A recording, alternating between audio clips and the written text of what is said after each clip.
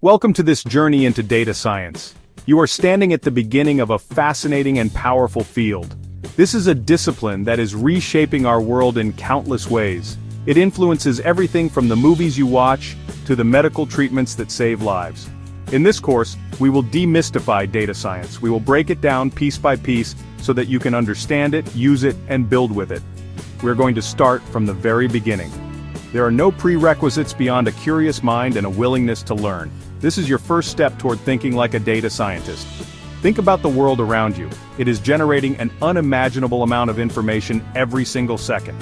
Every time you click, swipe, or search, you create a tiny piece of data. Every sensor in a smart factory, every satellite orbiting the Earth, and every transaction in a global market adds to this ever-growing ocean of information. For most of human history, this data was either lost or too complex to understand. But now, we have the tools to dive into this ocean.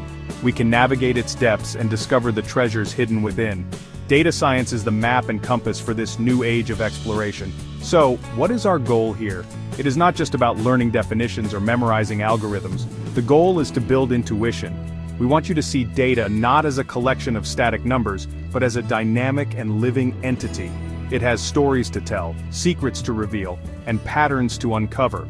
Over the next 30 minutes, we will equip you with the foundational knowledge to start listening to these stories. We will move from the core concepts to the practical tools you will use every day. We will ensure that by the end you have a solid framework for your continued learning and practice in this exciting domain. This course is designed to be a full introduction for beginners. We assume you have some programming experience, but we will not assume you know anything about data science itself. We will progress logically, building one concept upon another. Our approach is hands-on. We believe the best way to learn is by doing. So, you will not just be watching, you will be actively engaging with the material. We will explore what data science is, why it is so critical in today's economy, and the incredible career opportunities it unlocks. Let's begin this exploration together and unlock the power of data. At its heart, data science is an interdisciplinary field. It is not one single skill but a powerful combination of several different areas of expertise. Think of it as a sturdy tripod, resting on three essential legs. The first leg is computer science and programming. This is the engine that drives everything we do. It gives us the power to handle massive data sets, write code to clean and transform information, and implement complex algorithms. Without the ability to instruct a computer on how to process data efficiently, we would be completely overwhelmed by its sheer volume and complexity. The second leg of our tripod is mathematics and statistics. This is the logical foundation of data science. Statistics provides the principles and methods to make sense of data, to understand its underlying structure, and to quantify uncertainty. It helps us differentiate between a meaningful pattern and random noise. It allows us to design experiments, test hypotheses, and build models that can make reliable predictions about the future. Concepts like probability, linear algebra, and calculus are the grammar and vocabulary of the language that data speaks. This pillar ensures our conclusions are rigorous and scientifically sound, not just guesswork. The third and perhaps most crucial leg is domain expertise. This is the specific knowledge you have about a particular field or industry: finance, healthcare, marketing, astrophysics. Domain expertise allows you to ask the right questions. It helps you understand which variables are important and what the results of your analysis actually mean in the real world. A model that predicts customer behavior is useless without understanding the business it serves. Data science is the bridge that connects the technical world of code and numbers to practical, real-world applications and impact. True data science happens at the intersection of these three pillars. You can be a brilliant programmer, but without statistical knowledge, your analysis may be flawed. You can be a master statistician, but without coding skills, you cannot work with the massive data sets of the modern world. And you can have both technical skills, but without domain knowledge, your insights might be technically correct but practically useless. This course is designed to build your skills across these areas, showing you how they weave together to solve complex problems and create tangible value from raw information. So, we understand what data science is, but why has it become so incredibly important right now? The answer lies in a fundamental shift in how the world operates. We have moved from an era of making decisions based on intuition or limited information to an era of data-driven decision-making. Businesses, scientific institutions, governments, The ability to leverage this data is no longer a luxury, it has become essential for survival and competitiveness. Data science is the key that unlocks the value hidden within these massive datasets. Consider how businesses use data science to gain a competitive edge: Netflix, Amazon. This not only improves your experience but also significantly boosts their sales and customer retention. Financial institutions use machine learning models to detect fraudulent transactions in real time, saving billions of dollars each year. In marketing, data scientists analyze customer behavior to optimize advertising campaigns, ensuring the right message reaches the right person at the right time, dramatically increasing the return on investment. The impact of data science extends far beyond the corporate world. In scientific research, it is accelerating discovery at an incredible pace. Geneticists use data science to analyze DNA sequences, leading to breakthroughs in personalized medicine and the treatment of diseases like cancer. Climate scientists build complex models to understand and predict the effects of climate change, helping us prepare for the future.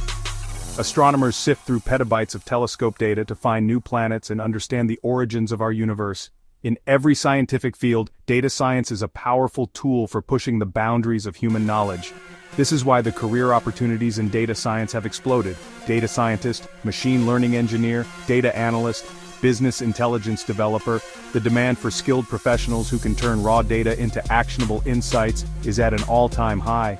With median salaries often exceeding $100,000, a career in data science is not only intellectually stimulating, but also financially rewarding.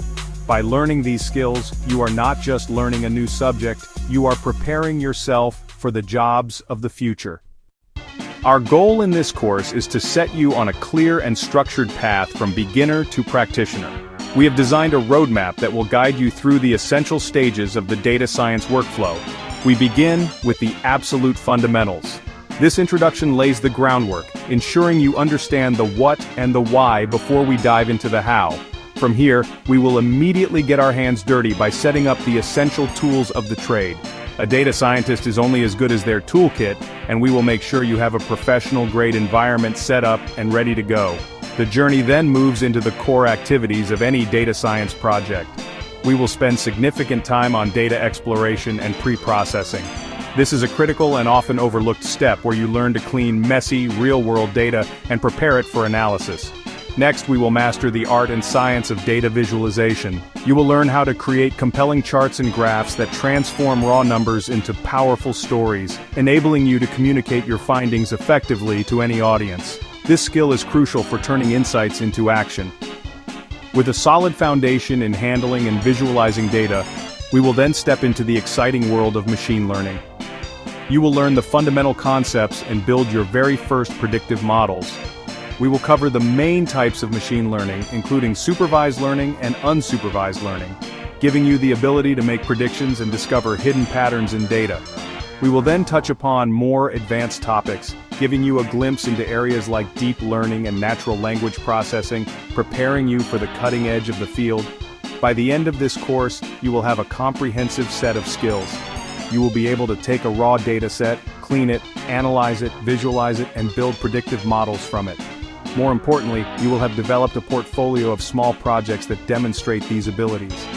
This hands-on approach is designed to build not just your knowledge but also your confidence.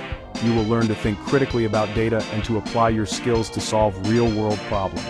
This is the path to becoming a true data practitioner. Let's take the first step.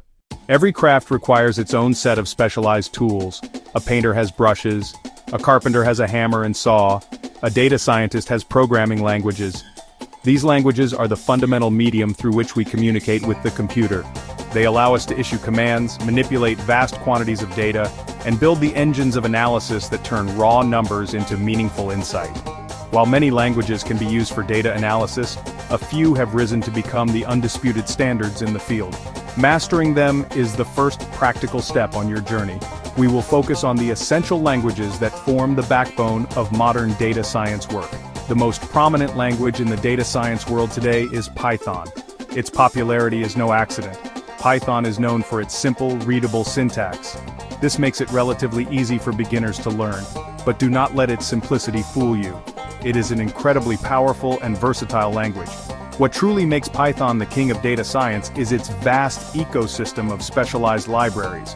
These are pre-written collections of code that handle complex tasks like numerical computation or machine learning with just a few lines of your own code. This lets data scientists stand on the shoulders of giants and focus on solving problems. Another major player in this space is the R programming language. R was built from the ground up specifically for statistical analysis and data visualization. It has a long history in academia and research. Its capabilities for statistical modeling are second to none, and it has a fantastic ecosystem for creating beautiful and informative data visualizations. While we will primarily use Python in this course, being aware of R is important for any aspiring data scientist. Finally, we must talk about SQL, which stands for Structured Query Language. If data is the new oil, databases are the massive storage tanks where it is kept. SQL is the universal language used to communicate with these databases. It is not a general-purpose programming language like Python or R. Instead, its sole focus is on one thing: retrieving and managing data from relational databases. A data scientist must be fluent in SQL to extract the precise slices of information needed from a company's vast data repositories. It is an absolutely essential, non-negotiable skill for working in a professional environment. Once you have chosen a language like Python, you unlock a universe of powerful tools called libraries and frameworks. These are the true workhorses of data science. They are collections of pre-written functions and code that simplify incredibly complex tasks. Instead of spending weeks writing code, you can accomplish the task in a single line. Understanding the key libraries is just as important as understanding the language itself. For data manipulation, two libraries are absolutely fundamental in the Python ecosystem.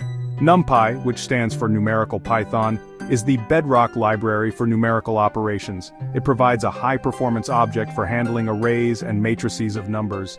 Building on top of NumPy is Pandas. The Pandas library introduces a powerful data structure called the data frame, a smart programmable spreadsheet inside your code. It is the primary tool for cleaning, transforming, filtering, and exploring your data.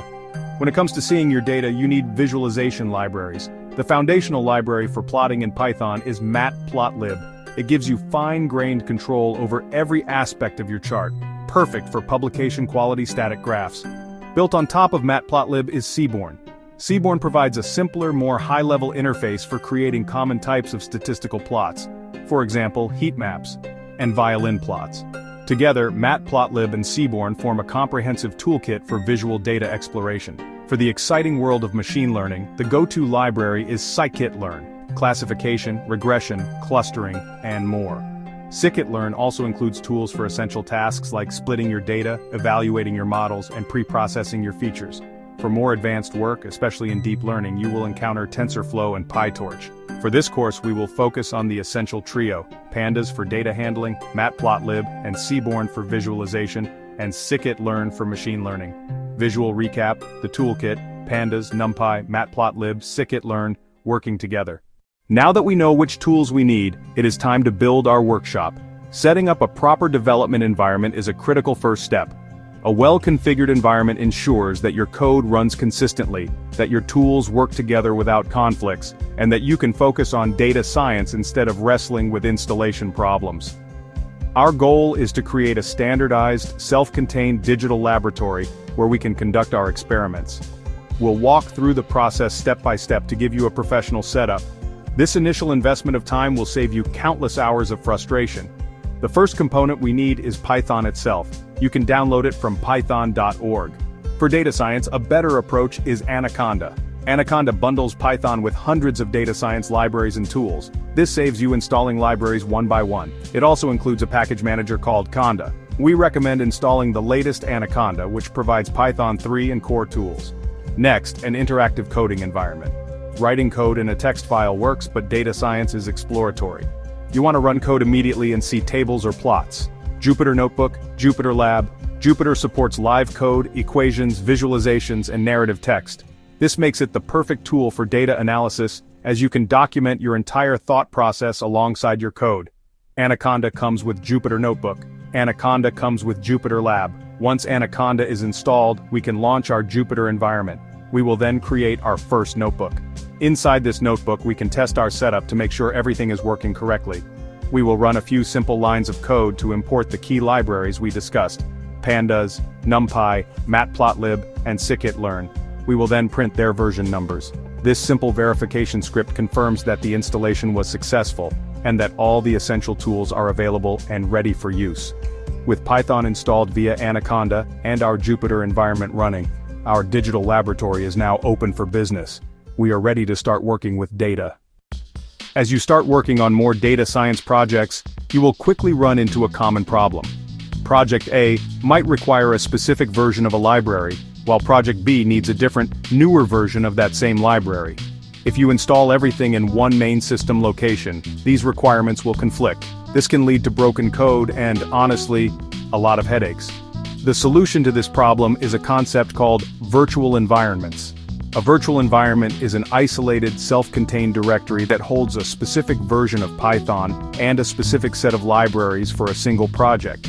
It is kind of like having a separate, clean computer for every project you work on. Using virtual environments is a professional best practice that keeps your projects organized and reproducible. It prevents dependencies from one project from interfering with another. Imagine you are building two different models. One was built a year ago using an older version of scikit-learn.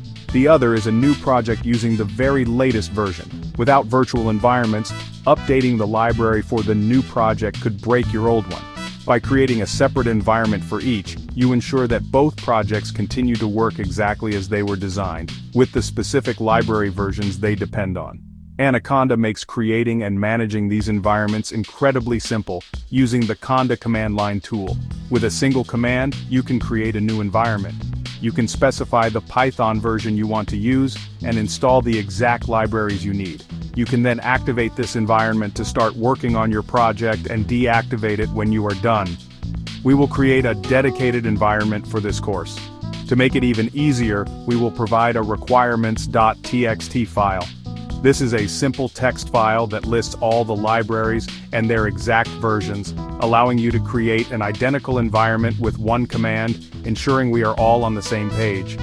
This might seem like an extra layer of complexity at first, but embracing virtual environments from the beginning is one of the best habits you can develop as a data practitioner. It forces you to be explicit about your project's dependencies, which makes your work more portable and easier for others to reproduce. If you share your project with a colleague, they can use your requirements file to perfectly replicate your setup. This discipline will save you and your collaborators an immense amount of time and effort. It is the professional way to manage a data science workflow, and it is a habit we will start building right now. Before you can write a single line of analytical code or build any predictive model, you must first become intimately familiar with your data. This initial phase is called exploratory data analysis, or EDA. Think of it as the first conversation with a person you have just met. You want to understand their background, their characteristics, and their quirks. Look at the dataset's fundamental properties, rows and columns. What are the names of the columns? What type of information does each column contain? This first contact sets the stage for everything that follows. Data comes in many shapes and sizes.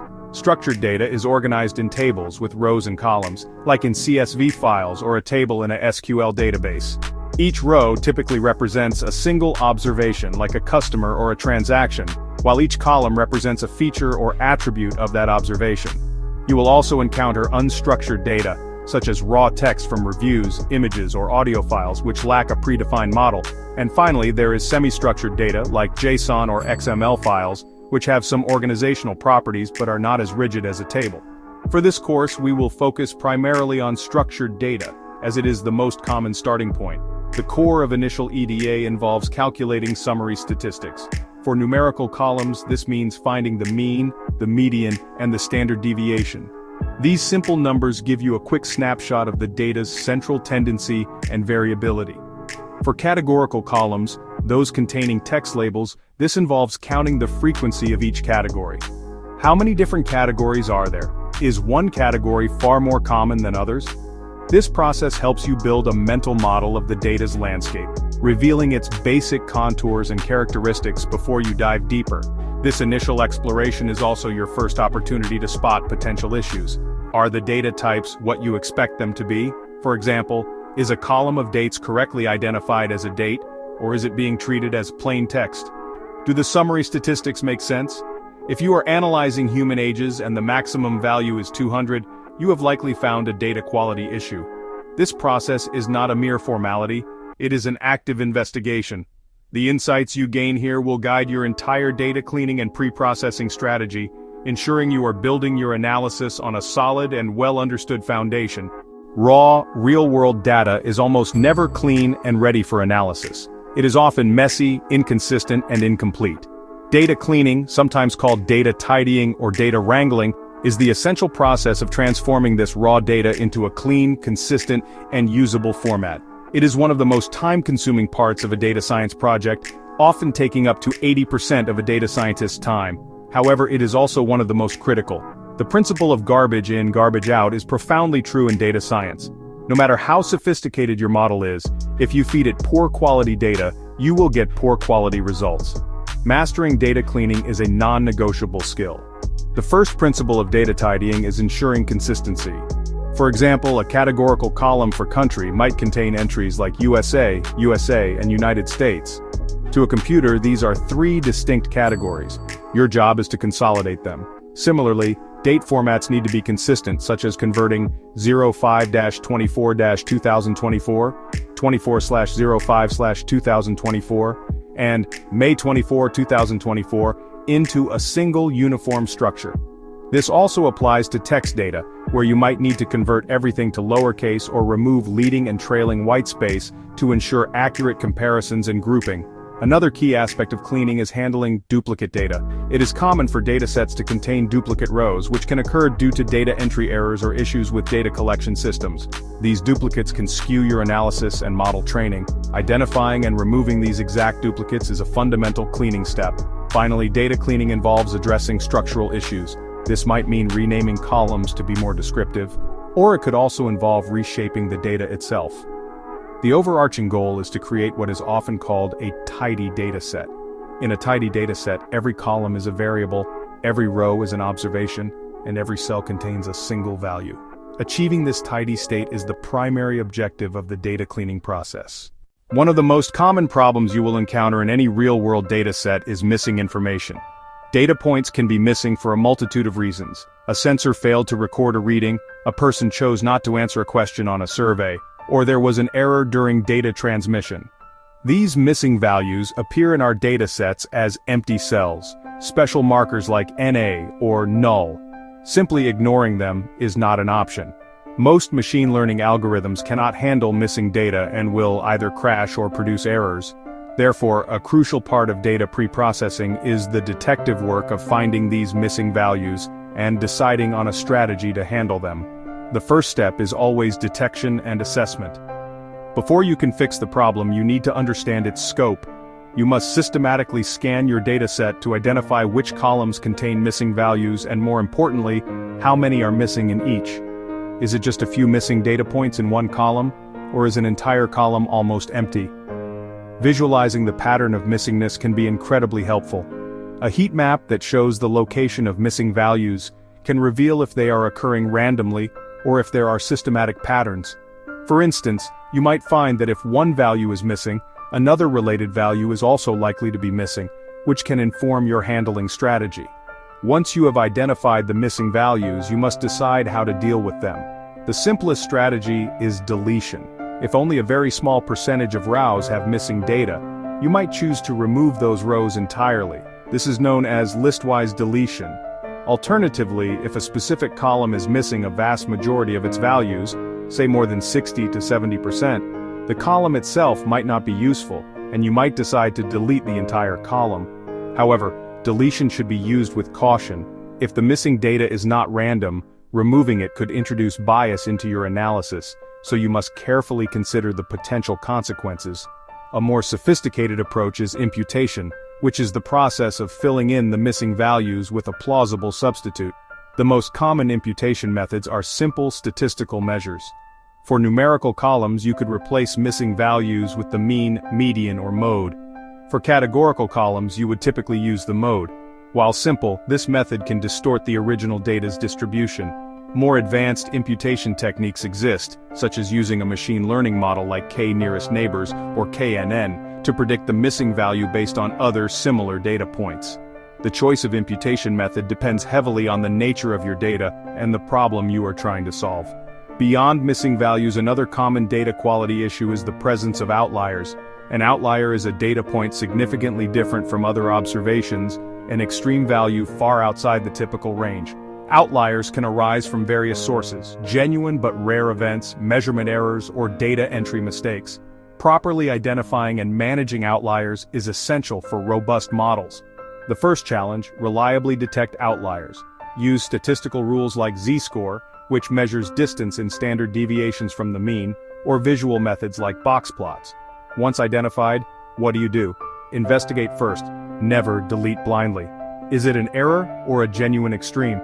If an error, treat it like missing data. If genuine, removing it may lose valuable info.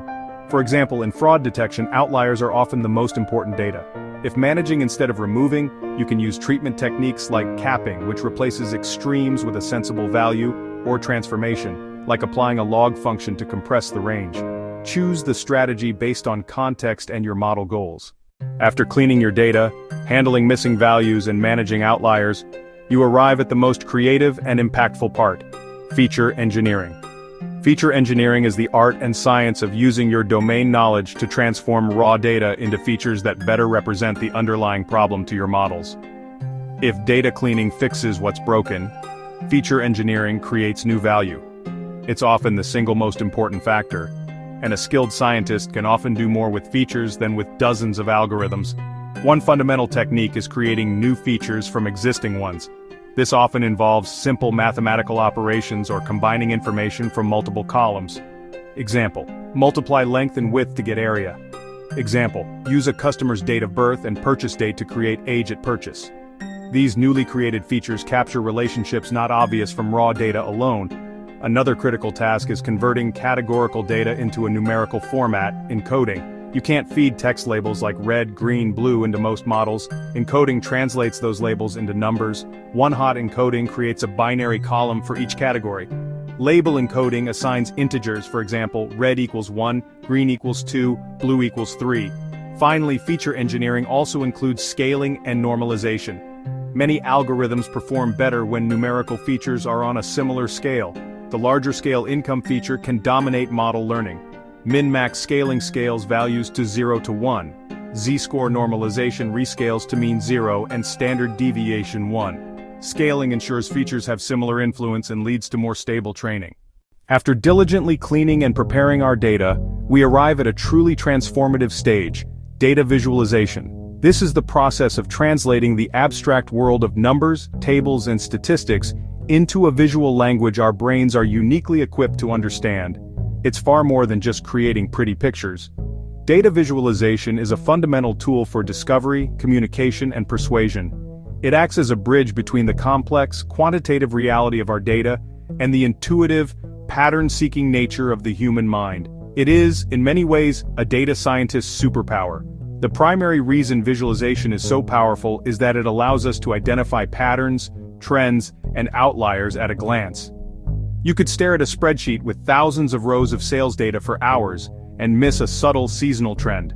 However, when that same data is plotted on a line chart, the seasonal peaks and valleys often become immediately obvious. Visualization compresses vast amounts of information into a digestible format, enabling rapid exploration and the generation of new hypotheses about the underlying data. Furthermore, visualization is the most effective medium for communicating complex findings to others, especially to non-technical stakeholders. A detailed statistical summary might be clear to another data scientist, but it can be opaque to a business leader. A well-designed chart, on the other hand, can tell a powerful story that transcends technical expertise. It can convey the core message of your analysis in seconds, making your insights accessible, memorable, and actionable. This ability to communicate is what elevates a data analyst to a data-driven influencer within an organization. Ultimately, the goal of visualization is to generate insight that drives better decision-making. By making data understandable, we empower people to ask smarter questions and to base their decisions on evidence rather than on gut feelings. It is both an analytical tool for our own exploration and a communication tool for sharing our discoveries. Mastering this skill is essential for translating raw data into real-world impact. Just as an author uses different types of sentences to build a narrative, A data scientist uses different types of charts to tell a story with data. Each chart type has its own specific purpose, its own grammar, and is best suited for answering a particular kind of question. Understanding this visual alphabet is the first step toward effective data visualization. Using the wrong chart type can obscure your message or, even worse, mislead your audience. These are the foundational building blocks of data storytelling.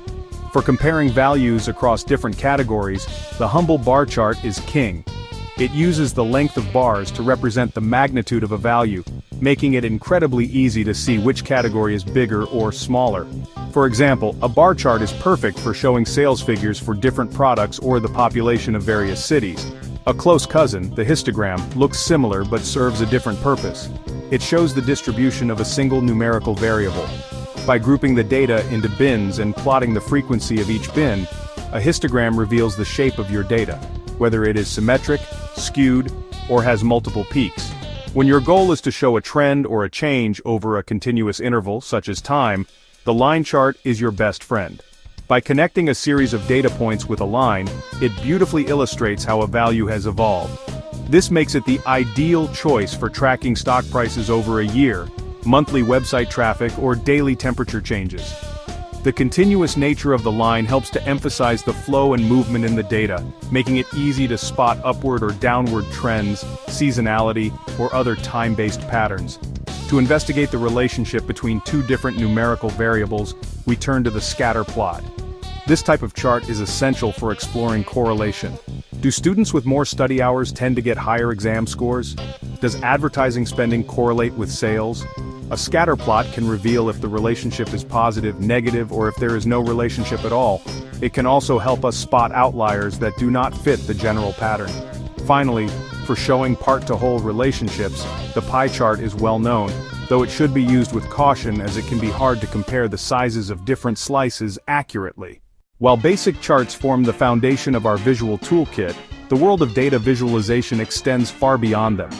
To create more sophisticated, compelling, and often interactive visualizations, we rely on powerful programming libraries.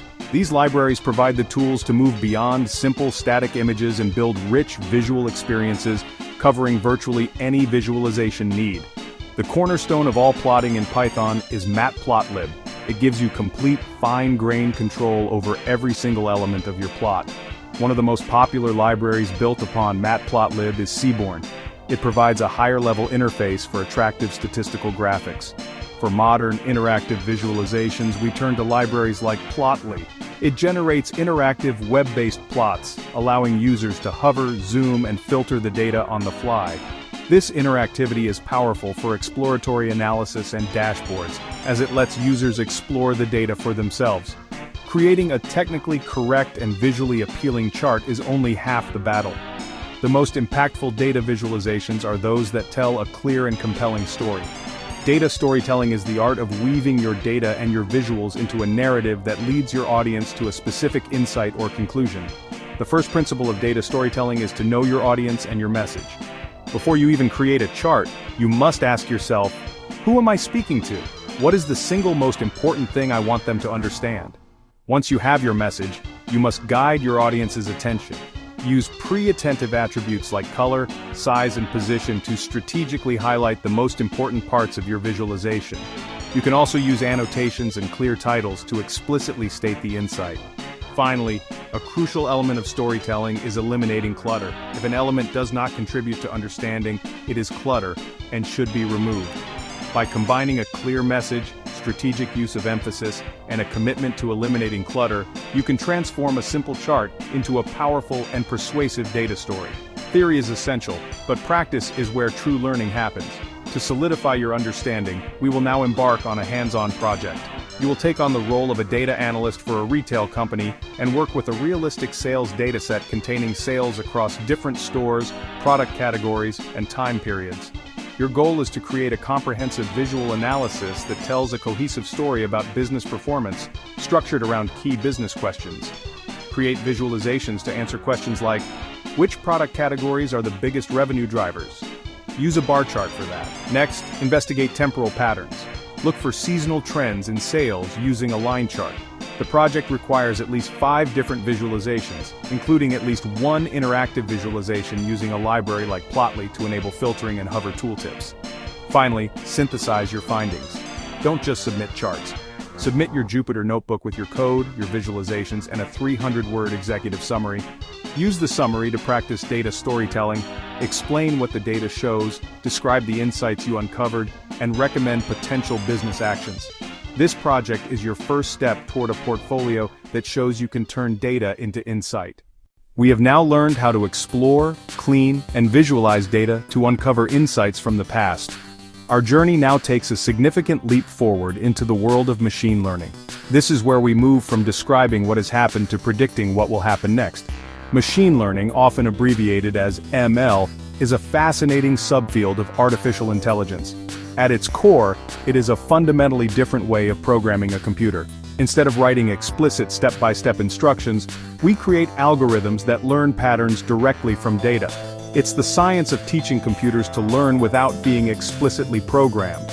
Think about writing a program to identify spam emails. You could write rules. If the email contains the word free, it might be spam. If it has many exclamation points, it might be spam. That rule-based approach is brittle. Machine learning takes a different path. We show the computer thousands of example emails, each labeled as spam or labeled as not spam. The algorithm studies these examples and learns its own rules and patterns. The learned model can predict new, unseen emails with remarkable accuracy. There are 3 main categories of ML supervised learning. The algorithm learns from labeled data. The goal is to learn a mapping function to predict output labels for new data. Unsupervised learning. Here the data has no predefined labels. The algorithm finds inherent structure or patterns on its own, like sorting a box of assorted Lego bricks into similar groups. Reinforcement learning. An agent learns by performing actions in an environment and receiving rewards or penalties. It's trial and error learning, like training a pet with treats. While all 3 are powerful, our focus starts with supervised and unsupervised learning. Supervised learning is the most widely used form of machine learning, and it will be our primary focus. The core idea is simple. We learn from examples. We start with a dataset where we already know the right answer. This answer is called the label or the target variable. The other pieces of information are called features. The goal is to learn the relationship between features and the target label. There are 2 main types: regression and classification. The type depends on the target label. If the label is a continuous numerical value, it's a regression problem. Examples include predicting the price of a house or forecasting tomorrow's temperature. The output is a number on a continuous scale answering how much, or how many. If the label is a discrete category, it's a classification problem. This involves assigning an observation to a predefined class, like classifying an email as spam or not spam. It answers the question, which one? We use various algorithms to solve these problems like linear regression, logistic regression, decision trees, and k-nearest neighbors. The algorithm choice depends on the data and the problem. Now let's explore the second major category of machine learning, unsupervised learning. The goal is to analyze unlabeled data and find meaningful patterns, structures, and groupings within it. It is a form of machine learning that focuses on discovery rather than prediction. The most common task is clustering. For example, a marketing company could use clustering on its customer data to discover previously unknown segments. This insight can then be used to create targeted marketing campaigns. One of the most popular clustering algorithms is k-means. You first decide how many clusters, k, you want. The algorithm then randomly places centroids, assigns each data point to its nearest centroid, and moves each centroid to the average position of its assigned points. It repeats these steps until the centroids converge. Besides clustering, another key task is dimensionality reduction. This reduces the number of features in a dataset while keeping the most important information, which helps in data visualization and improves the performance of other ML algorithms. Building a machine learning model is only the first part of the process. Once you have trained your model, a critical question arises. Is it any good? Model evaluation is the essential step where we assess the quality of our model's predictions. We need rigorous, objective metrics to measure its performance and to compare different models. To evaluate a model, we first need to split our labeled data. We can never evaluate a model on the same data it was trained on. To get a true measure of performance, we need to test it on new, unseen data. The standard practice is to split our data set into a training set and a testing set. We use the training set to teach the model, and then we use the testing set to evaluate its performance. The specific metrics we use depend on the problem. For regression, we measure error with metrics like mean absolute error. For classification, we use metrics like accuracy, but also precision, recall, and the F1 score to get a more complete picture, especially with imbalanced data sets. Having mastered the fundamentals of machine learning, we now venture into one of its most powerful and exciting subfields: deep learning. It powers self-driving cars, voice assistants, and advanced medical imaging.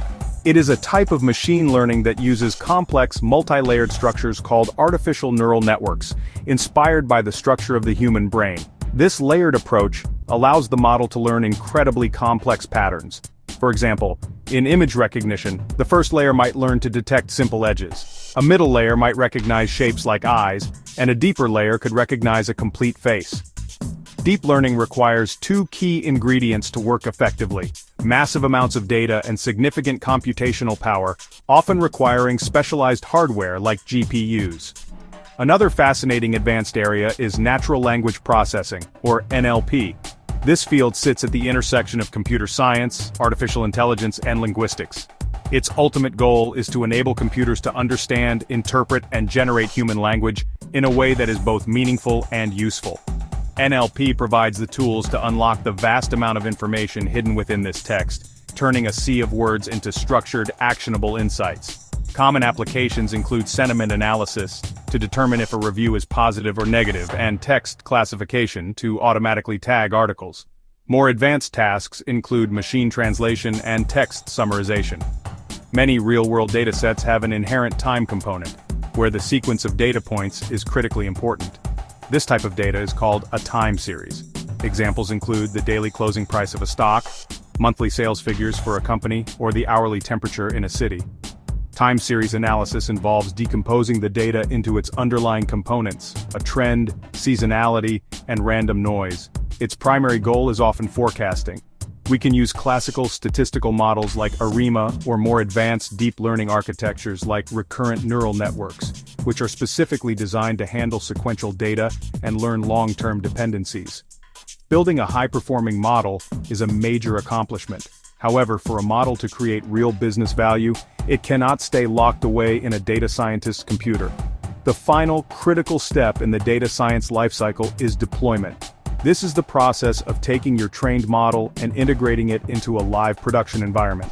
The most common way to deploy a model is by wrapping it in an API, which provides a standardized way for other applications to communicate with your model.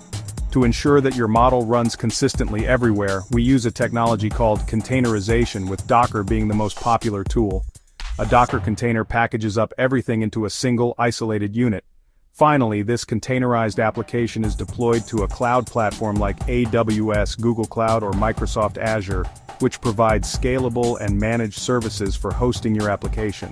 This entire process, from API creation to containerization and cloud deployment, is what truly brings a data science project to life. We have reached the end of our 30-minute journey, but in reality, this is just the beginning of your adventure into the world of data science. Over this short period, we have traveled from the fundamental concepts to the advanced applications that are shaping our modern world. We started by defining what data science truly is. We then built our digital laboratory. From there, we dove headfirst into the core workflow of a data science project. You saw how to take raw, messy data and methodically clean it, handle missing values, and handle outliers. We then unlocked the superpower of data visualization, transforming abstract numbers into compelling visual stories. With our data clean, we stepped into the exciting realm of machine learning. We demystified the core concepts, distinguishing between supervised and unsupervised learning, and we understood the critical importance of model evaluation. In just 30 minutes, you have received a comprehensive map of the entire data science landscape. You now possess a solid framework for understanding how raw data is transformed, step by step, into tangible insight and real-world action. You have the vocabulary, the concepts, and the roadmap to continue your learning with confidence and purpose. Your journey as a data practitioner has officially begun. What you have learned today is a powerful catalyst, but turning this knowledge into a career requires consistent practice and continued learning. Your most important next step is to start building a portfolio of projects. This is your personal showcase, demonstrating your skills to potential employers. Start with small, interesting data sets. Replicate projects you find online, but always add your own unique twist. Ask a different question, try a new visualization technique, or apply a different machine learning algorithm. As you build your portfolio, make a conscious effort to deepen your understanding of the underlying theory. Spend time understanding the mathematical principles behind the algorithms. The field of data science is constantly evolving, so developing a habit of lifelong learning is essential. Follow influential data scientists, read blogs, and subscribe to newsletters. Finally, do not learn in isolation. Engage with the data science community. Join online forums, participate in meetups, and discuss projects and ideas. Your journey is a marathon, not a sprint. Be patient with yourself, stay curious, keep building, and you will be well on your way to a successful and rewarding career in data science.